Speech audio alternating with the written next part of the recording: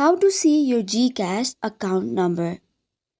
Hey guys, let's get started. GCash is a Filipino mobile payment service which allows you to send and receive money, pay bills, pay load, and shop online.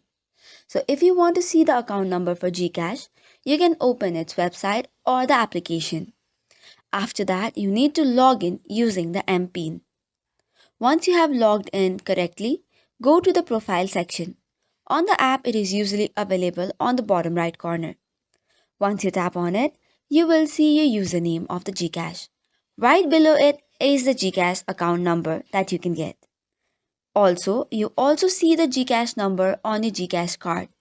So these are the two ways by which you can see your GCash number. So that is all for today's video. For more such contents, do not forget to hit the like and subscribe button. Thank you and keep watching.